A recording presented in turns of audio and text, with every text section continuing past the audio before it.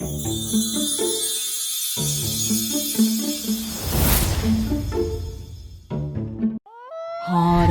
कहानियां थी।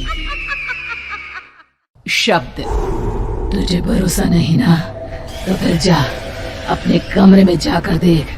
तेरे पलंग के नीचे तुझे तेरी माँ की हड्डियां मिलेंगी। प्रभात दौड़कर अपने कमरे में जाता है और अपने पलंग के नीचे देखता है। वहां पर सचमुच एक कंकाल पड़ा हुआ था और उसके शरीर पर जो कपड़े थे वो प्रभात की माँ के थे। क्या बात है, आज तो आप सुबह से ही बहुत बिजी हैं। ऐसा क्या लिख रहे हैं? बस एक फैमिली की कहानी लिख रहा था। जैसे हमारी फैमिली है ना, तुम, माँ और मैं, लेकिन थोड़े अलग तरीके से, क्योंकि ये कहानी हॉरर है और इसमें जो आदमी है ना, मैंने उसकी बीवी को मार दिया है। मतलब कहानी में ऐसा लिखा है। और जानती हो, उसके बाद जो बीवी है ना, वो एक बुरी आत्मा बन जाती है। क्या बेटा, इस तरह की डरावनी कहानियां क्यों लिखता है तू? जानता है ना, हम जो सोचते हैं, जो लिखते हैं, हमारा दिमाग पूरा दिन वैसा ही होता रहता है। माँ, परेशान होने वाली क्या बात है? राइटर हूँ मैं, मेरा तो काम है कहानियां लिखना। और वैसे भी ये सिर्फ एक कहानी है माँ, कोई सच नहीं है। उसके बाद कुछ दिन बीत जाते हैं। एक रात प्रभात को अपने ऑफिस से लौटने में देरी हो जाती है। रात के लगभग 12 बजे हुए थे।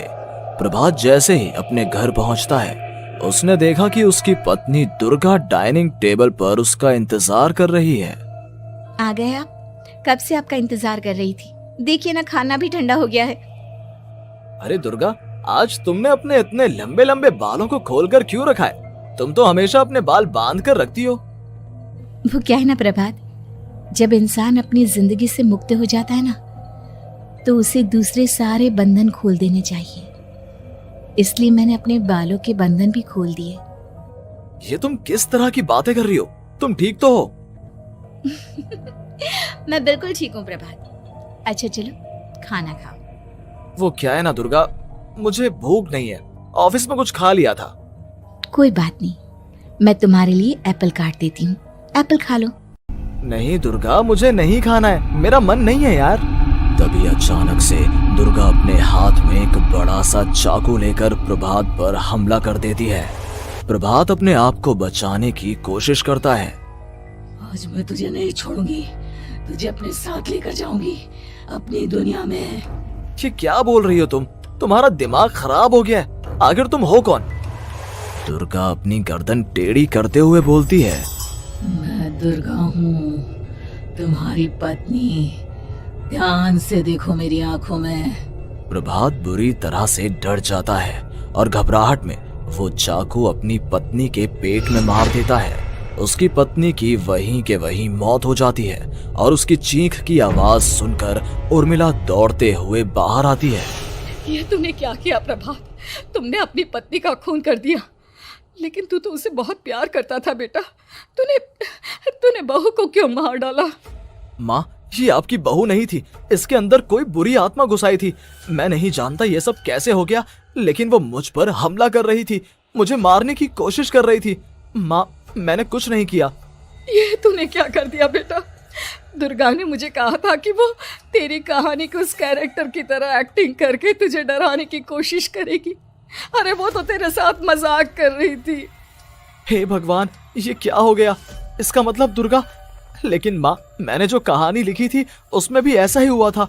उस औरत ने अपने पति के साथ मजाक किया और गलती से उसके पति ने उसके पेट में चाकू मार दिया।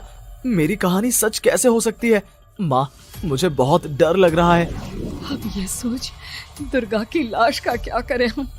अगर गलती से भी ये बात बाहर फैल गई ना, तो तुझे पूरी जिंदगी जेल की सलाखों के पीछे रहना पड़ेगा। एक काम करते हैं माँ, हम घर के पीछे वाले बगीचे में उसकी लाश को दबा देते हैं।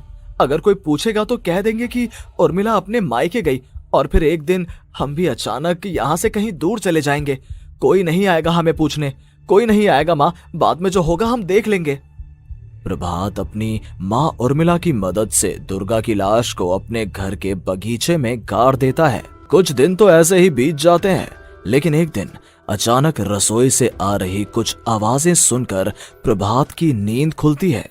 प्रभात ने देखा कि वहां पर एक लंबे बालों वाली औरत दूसरी तरफ चेहरा करके खड़ी हुई थी। कौन है? कौन है वहां पर? अरे कौन हो तुम?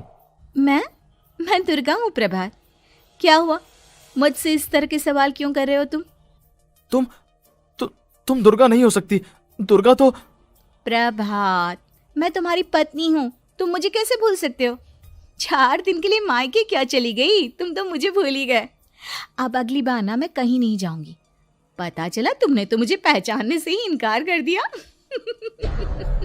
नहीं, तुम दुर्गा नहीं हो सकती। तुम दुर्गा हो ही नहीं सकती। मैं जानता हूं ये सब क्या हो रहा है। मैंने अपनी कहानी में लिखा था कि उस आदमी की पत्नी की मौत के बाद एक बुरी आत्मा उसका रूप लेकर उसके घर में आ जाती है। तुम वही हो ना? और अचानक से खूबसूरत दुर्गा का चेहरा काला पड़ जाता है। उसकी आंखें लाल हो जाती हैं और पूरे शरीर पर बाल, लंबे नुकीले नाखून, उसके दोनों पैर उल्टे हो जाते हैं और बेहद डरावनी आवाज में वो चिल्लाकर कहती है, बुरी आत्मा, मेरा खून करके मुझे अपने ही घर में गाड़ कर तू मुझे बुरी आत्मा कह रहा है? मैं तुझे छोड़ूंगी नहीं। और अचानक से प्रभात के घर में बेहद डरावनी आवाजें गूंजने लगती हैं। घर में चारों तरफ बहुत सारी बुरी आत्माएं नजर आने लगती हैं। प्रभात घबरा कर अपनी माँ को आवाज देता है, माँ कहाँ है आप? जल्दी आइए माँ, देखिए ना ये सब क्या हो रहा है। प्रभात ने देखा कि अचानक से उसकी माँ कमरे से दौड़ कर आती है। क्या हुआ प्रभात? और ये लोग कौन है? इन सब की गर्दन टेढ़ी क्यों है? इनके बाल खुले हुए। प्रभात, ये सब लोग तो मुझे मरे हुए नजर आ रहे हैं। हाँ माँ, ये सब लोग मरे हुए ही हैं और ये ठीक वैसा ही हो रहा है जैसा मेरी कहानी में हुआ था। लेकिन मेरी कहानी के हिसाब से तो आप भी। अचानक से उर्मिला का रूप बदल जाता है। वो भी एक डरावने साए की तरह बन जाती है और बेहद डरावनी आवाज में चिल्ला चिल्ला कर कहती है, मर गई तेरी माँ। जानता है, कल रात जब तू सो रहा था ना, तो मैंने उसके शरीर का सारा खून पी लिया। अब बस हड्डियां बची है उसके शरीर में। नहीं, ऐसा नहीं हो सकता। ऐसा बिल्कुल नहीं हो सकता। मेरी माँ नहीं मर सकती। तुझे भरोसा नहीं ना? तो फिर जा, अपने कमरे में जाकर देख। तेरे पलंग के नीचे तुझे तेरी माँ की हड्डियां मिलेंगी। प्रभात दौड़कर अपने कमरे में जाता है और अपने पलंग के नीचे देखता है। वहां पर सचमुच एक कंकाल पड़ा हुआ था और उसके शरीर पर जो कपड़े थे वो प्रभात की माँ के थे। माँ, अब मुझे कुछ करना पड़ेगा। लेकिन मेरी कहानी में लिखा था कि माँ की मौत मेरे हाथों से होगी, पर माँ तो पहले ही मर चुकी है और वो बुरी आत्मा मुझे भी मार देगी। नहीं, इससे पहले कि वो मुझे कुछ करे, मुझे उसका काम खत्म करना होगा। प्रभात अपने हाथ में बड़ा सा चाकू लेकर उस बुरी आत्मा पर हमला कर देता है जिसने प्रभात की माँ का रूप लिया हुआ था, और अगले ही पल वो नीचे गिर जाती है और उसके शरीर से खून बहने लगता है। ऐसा नहीं हो सकता। एक बुरी आत्मा के शरीर में तो खून होता ही नहीं है। तो क्या सच में मैंने अपनी माँ को मार दिया? लेकिन अभी कुछ देर पहले तो फिर वो कंकाल किसका है? और ये कौन है? मैं पागल हो जाऊंगा। और अपनी माँ की लाश, इसका मैं क्या करूं? लोग पूछेंगे तो मैं क्या जवाब दूंगा? तभी वहां पर दुर्गा का रूप लेकर जो आत्मा थी उसने प्रभात से कहा, गाड़ दे अपनी माँ को ले जाकर उसी जगह जहाँ तूने मेरा खून करके मुझे गाड़ दिया था। चला जा। घबराया हुआ प्रभात पागलों की तरह अपनी माँ की लाश को लेकर बगीचे में गाड़ देता है। प्रभात की हालत पागलों जैसी हो जाती है। वो अपने आप को अपने घर में बंद कर लेता है। कहानी के हिसाब से तो आगे ये हुआ था कि कहानी लिखने वाले ने उन बुरी आत्माओं से डरकर आत्महत्या कर ली थी। तो क्या मैं भी मर जाऊंगा? क्या मैं भी आत्महत्या कर लूंगा? एक काम करता हूँ, मैं अपनी कहानी का अंत बदल देता हूँ। हाँ, ये मैंने पहले क्यों नहीं सोचा। मैं लिख दूंगा कि कहानी को लिखने वाला आत्महत्या नहीं करता, बल्कि कहीं दूर जाकर नए सिरे से अपनी जिंदगी शुरू करता है। यही सोचकर प्रभात ने अपनी लिखी हुई कहानी को बाहर निकाला और उसे पढ़ना शुरू किया। ये देखकर वो हैरान रह गया कि कहानी का क्लाइमैक्स तो किसी ने पहले ही बदल दिया था। ये क्या? इसमें तो लिखा हुआ है कि आखिर में उस लेखक की पत्नी और माँ दोनों बगीचे में जिंदा दफन थे। बुरी आत्माओं ने उनको कैद करके रखा था और वो लेखक अपनी माँ और पत्नी दोनों को जिंदा बाहर निकाल लेता है। लेकिन ये सब लिख किसने दिया? प्रभात दौड़कर बगीचे में जाता है और वहां पर खुदाई करना शुरू कर देता है। प्रभात देखता है कि वहां पर लकड़ी के 2 बड़े संदूक हैं और उनके अंदर से आवाजें आ रही हैं। प्रभात बचा लो मुझे, अगर थोड़ी देर और हो गई तो वो मुझे छोड़ेगी नहीं। बेटा देखो, मैं इस बक्से के अंदर बंद हूँ, प्लीज मुझे बाहर निकालो, वो बुरी आत्मा किसी भी वक्त मुझे मार डालेगी।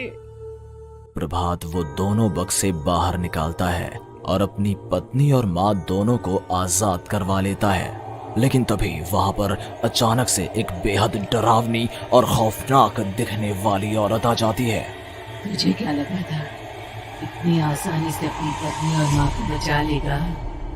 बस 5 मिनट और उसके बाद अमावस का चांद आसमान में आने ही वाला है। लेकिन तूने इन दोनों को बाहर निकाल लिया, अब तुझे मरना होगा। नहीं, मैं जानता हूँ मैं नहीं मरूंगा और अब आगे क्या करना है ये भी मुझे पता है। प्रभात ये बहुत खतरनाक है, हमें मार डालेगी प्रभात, चलो यहाँ से। नहीं दुर्गा, अब मुझे अच्छी तरह से पता चल चुका है कि इस बुरी आत्मा से हम कैसे पीछा छुड़वा सकते हैं। और इतना कहकर प्रभात अपने हाथ में पकड़ी हुई सिंदूर की थैली उस बुरी आत्मा के ऊपर उछाल देता है। कुछ ही देर में वो जमीन पर गिरकर राख में बदल जाती है। ये सब क्या हो रहा था बेटा? ये सब तुम्हारी लिखी हुई इस कहानी की वजह से हुआ है ना? नहीं माँ, पहले मुझे भी ऐसा ही लगा, लेकिन बाद में पता चला कि बरसों पहले हमारे इस बगीचे की जमीन के अंदर किसी को जिंदा गाड़ दिया गया था और बस उसी औरत की आत्मा हमें परेशान कर रही थी। उसी ने मेरे शब्दों में जान डालकर उस कहानी को जिंदा कर दिया था। मुझे माफ कर दो प्रभात, मैंने आपकी कहानी के साथ छेड़छाड़ की थी और उसे बदल दिया था। माफी मांगने की जरूरत नहीं है दुर्गा, तुम्हारे उस बदलाव की वजह से ही आज हम सब जिंदा हैं, क्योंकि आखिर में कहानी में वो हुआ जो तुमने लिखा था।